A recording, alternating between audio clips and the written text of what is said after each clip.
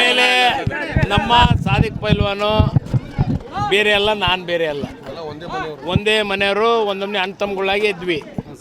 ಏನೋ ಸಣ್ಣ ಪುಟ್ಟವು ಏನೋ ಒಂದು ಸ್ವಲ್ಪ ಇದಾಗಿದ್ವು, ಆದರೂ ಮುಂಚಿನಿಂದಲೂ ಅವ್ರು ಯಾವಾಗಲೂ ನನಗೆ ಗೊತ್ತಿತ್ತು. ಅವರು ಯಾವಾಗಲೂ ನಮಗೆ ಬೆಂಬಲ ಸೂಚನೆ ಇದ್ದಾರೆ. ಈಗಾದರೂ ಹೆಚ್ಚಿನ ರೀತಿಯಿಂದ ಬೆಂಬಲವನ್ನು ಸೂಚಿಸಿ ಅವರ ಎಲ್ಲ ಮನೆತನದವರು, ಸಾದಿಕ್ ಪೈಲ್ವಾನ್ ಅವರು ಮನೆತನದವರು, ತಮ್ಮ ಆಗಿರ್ಬೋದು, ಅವ್ರ ಅಣ್ಣ ಆಗಿರ್ಬೋದು, ಅವ್ರ ಅಣ್ಣನ ಮಕ್ಕಳು, ಅಳಿಯಂದರು ಎಲ್ಲರೂ ಒಗ್ಗಟ್ಟಿನಿಂದ ಕೆಲಸ ಮಾಡಿ ನಮ್ಮ ಕಾಂಗ್ರೆಸ್ ಪಕ್ಷ ಹೆಚ್ಚು ಮತಗಳ ಅಂತರದಲ್ಲಿ ಗೆಲ್ಲಿಸುವಂಥ ಕೆಲಸವನ್ನು ಮಾಡ್ತಾರೆ. ಸರ್, ಸಮಾಧಾನವಾಗಿ ಚುನಾವಣೆಯನ್ನು ಮಾಡ್ತಾ ಇದ್ದೀವಿ ಸರ್, ಯಾವುದೇ ಗದ್ದಲ ಇಲ್ಲದೆ, ಗೊಂದಲ ಇಲ್ಲದೆ. ಆದರೆ ಇವತ್ತು BJP ಆಫೀಸ್ ಮುಂದೆ ಒಂದು ಹೈಡ್ರಾಮಾ ನಡೀತು, ಉದ್ವಿಗ್ನ ವಾತಾವರಣ ನಿರ್ಮಾಣ ಆಗಿತ್ತು ಸರ್. ನನಗೆ ಗೊತ್ತಿಲ್ಲಪ್ಪ, ಅದು ಅವರು ಹಂಗೆ ಹೇಳ್ಬಾರ್ದು, ಇವರು ಹಂಗೆ ಹೇಳ್ಬಾರ್ದು, ಇದು ಒಂದಕ್ಕೊಂದು ಬೆಳ್ಕಂತ ಹೋಗ್ತೈತಿ. ಅದಕ್ಕೆ ಎಲ್ಲರೂ ಸೇರಿ ನಾನು ಫಸ್ಟ್ ಹೇಳೇನಿ, ಸ್ನೇಹ ಮನೋಭಾವದಿಂದ ನಮ್ಮ ಅಭ್ಯರ್ಥಿನೂ ನನ್ನ ಹತ್ರ ಭಾಳ ಚೆನ್ನಾಗದಾರ. ಯಾರು? ಶ್ರೀನಿವಾಸ್ ದಾಸ್ ಕರಿಯಪ್ಪನವರು, ಅವ್ರ ಮಗ, ದಾಸ್ ಕರಿಯಪ್ಪರ ಮಗ. ಈಗಲ್ಲ, ಮುಂಚೆ ಜನತಾ ಪಕ್ಷ ಇದ್ದಾಗೂ ನನಗೆ ಪರಿಚಯ, ಅವ್ರ ಅಪ್ಪರ ಕಾಲದಾಗೂ ಪರಿಚಯ.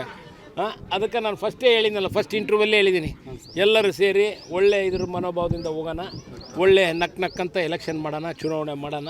ಸೋಲು ಗೆಲುವು ಮುಖ್ಯ ಅನ್ನೋದಕ್ಕಿಂತ ಒಂದು ಸ್ನೇಹ ಮನೋಭಾವದಲ್ಲಿ ಚುನಾವಣೆ ಮಾಡಿ ಒಳ್ಳೆಯ ಒಂದು ನಮ್ಮ ಕಾಂಗ್ರೆಸ್ ಪಕ್ಷಕ್ಕೆ ಒಳ್ಳೆಯ ಒಂದು ಅಭಿಪ್ರಾಯನೂ ಐತಿ ಜನಗಳದು ಅಂತ ನನಗೆ ಅನಿಸ್ತದೆ. ಭರವಸೆ ಕೊಟ್ಟಿದ್ದಾರೆ ಸರ್ ಅಂತ ಸುಳ್ಳಪ್ಪ, ನೀವು ಟಿ ವಿನರದಿರಲ್ಲ, ನೀವು ಏನು ಕೇಳಬೇಡ, ಏನು ಹೇಳಿಲ್ಲ. ಇಲ್ಲಪ್ಪ, ಯಾವುದೂ ಇಲ್ಲ. ಅವ್ರಿಗೆ ಪಾಪ ನೋಡು, ಅವನು ಪೈಲ್ವಾನ ಒಳ್ಳೆ ಮನುಷ್ಯ, ಅವನಿಗೆ ದಿಕ್ ತಪ್ಸೋರು ಭಾಳ ಜನ ಸೇರ್ಕೊಂಡಿದ್ದಾರೆ.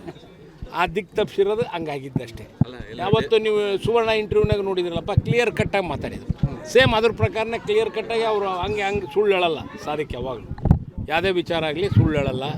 ಏನು ಇದ್ದಿದ್ದಂಗೆ ಏನು ನಡೀತು ಅನ್ನೋದ್ರ ಬಗ್ಗೆನೂ ಕರೆಕ್ಟಾಗಿ ಹೇಳಿದ್ದಾರೆ.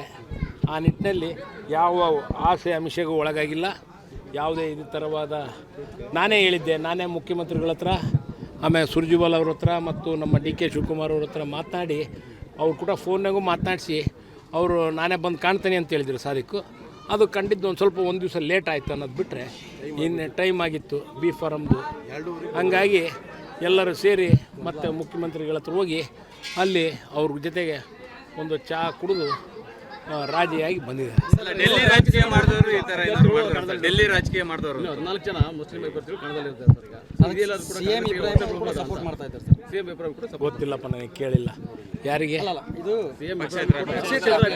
ಸಪೋರ್ಟ್ ಮಾಡ್ತಾರೆ. ಇನ್ನು 11 ಜನ ಮುಸ್ಲಿಂ ಕಣದಲ್ಲಿದ್ದಾರೆ ಸರ್.